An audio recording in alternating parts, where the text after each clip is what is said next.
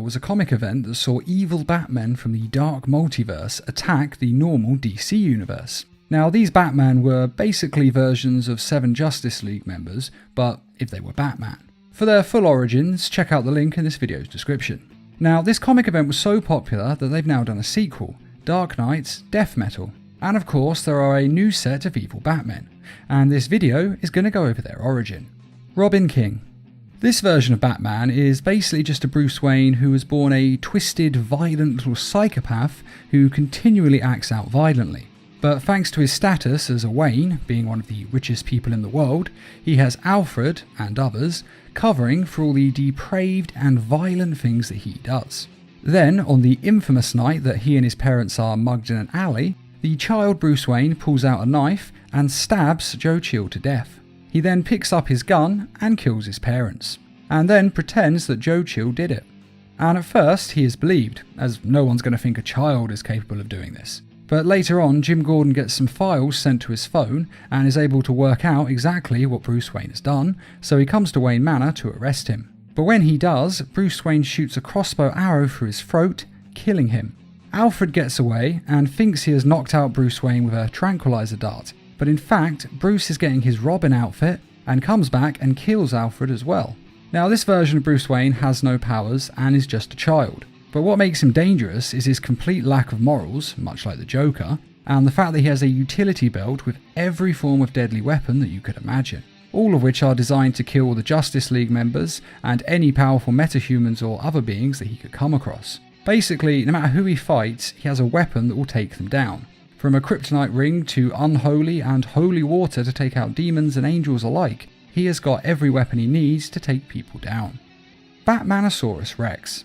In this universe, Batman's cave collapses in on him and crushes his body, destroying it beyond repair. But his mind is still functioning fine. So in his last moments, he downloads his brain into the animatronic dinosaur that he keeps in the Batcave, and he becomes Batmanosaurus Rex.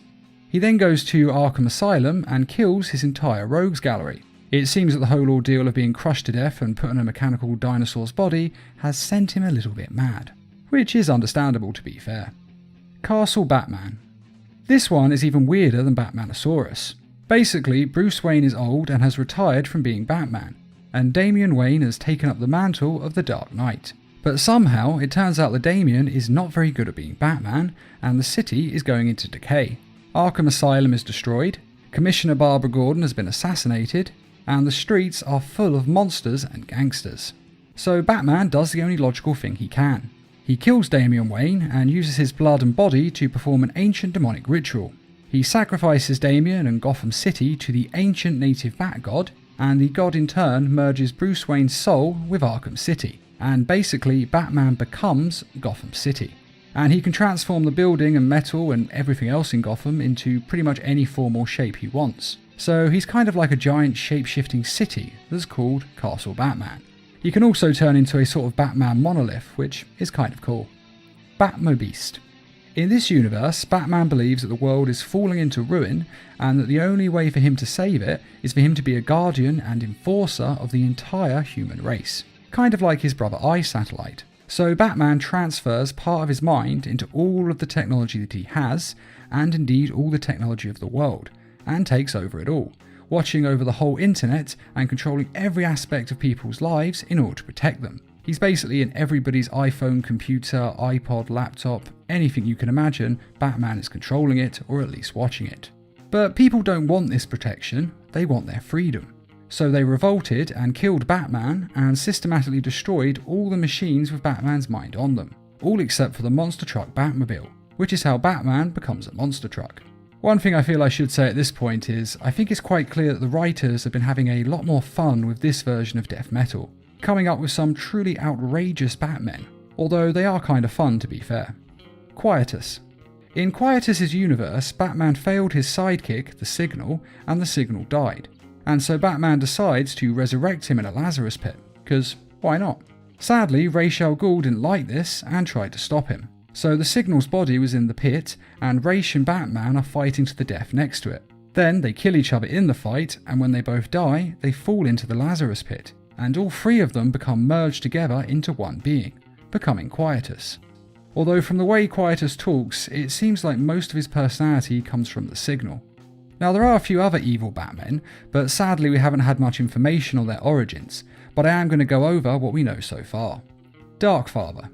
This Batman defeated Darkseid and in the process became the Lord of Anti-Life, and presumably gets all of Darkseid's powers, and going by the name he has, perhaps all the powers of Highfather as well.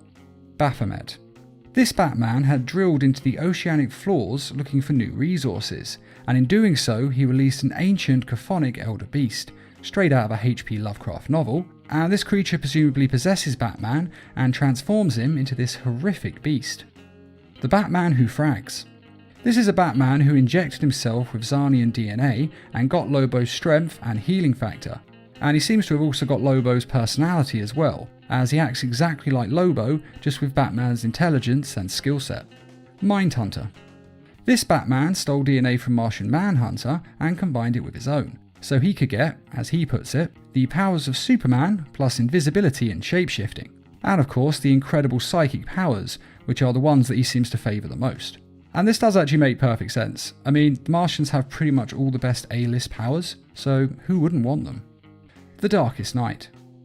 When Perpetua takes over the universe, she has the Batman Who Laughs put in charge as her second in command, and he rules over the Earth with an army made up of other twisted versions of Batman. But as you can imagine, he is a terrible, dictatorial, monstrous ruler, so it's only a matter of time before his subjects rebel. And they do. And so the Batman Who Laughs is killed by Wonder Woman, using a special weapon made from the metal of her invisible jet, meaning the weapon was invisible, which meant no one saw it, including the Batman Who Laughs, so she was able to get in close and kill him. But of course, the Batman Who Laughs had a fail-safe plan ready for this. Previously, he had come across the most powerful version of Batman in the Dark Multiverse. This was a Bruce Wayne who had come across the energy of Dr. Manhattan and had decided he wanted to investigate this power further. So he began recreating the experiment. Then the Batman Who Laughs intervened to make sure that Bruce Wayne was exposed to the radiation in the same way that Dr. Manhattan was, transforming him into Batmanhattan. And no, that's not a joke, that's actually the name they went with. And then the Batman Who Laughs waited till Batmanhattan was able to reconstitute his body, and then at exactly the right moment he stuck an energy knife into his head, essentially making him brain dead. He then stored his body away to use at a later date. And so when the Batman Who Laughs died, his minions were under strict orders to put his brain into Batmanhattan's body, giving him all of Dr. Manhattan's powers and making him a god. But that was just the start. The Batman Who Laughs changes his name to the Darkest Night and changes his body as well to represent this. And then he reaches out with his powers to pull energy from all the darkest worlds of the multiverse and increase his power. And he also steals power from the Flashes, who are guarding Wally West, who has energy from the original Dr. Manhattan. And he also steals power from the other heroes, who have managed to capture Crisis energy in order to fight Perpetua with. But he absorbs this power and merges it with his own, and becomes the most powerful being that has ever existed in the DC multiverse. Next to Perpetua anyway. And the only real question left is, why didn't this Batman do this sooner? After all, he had Batmanhattan's body stashed away since before the first Dark Knight's Metal comic event, so why didn't he just make himself a god way back then? And I can only assume that his plan hinged on him becoming a god at just the right moment to take full advantage of the whole crisis with Perpetua. If he'd done it sooner, he wouldn't have been able to get the crisis energy and become as powerful as he did. So this does actually make sense, as he not only becomes a god, but he becomes the most powerful god in the multiverse.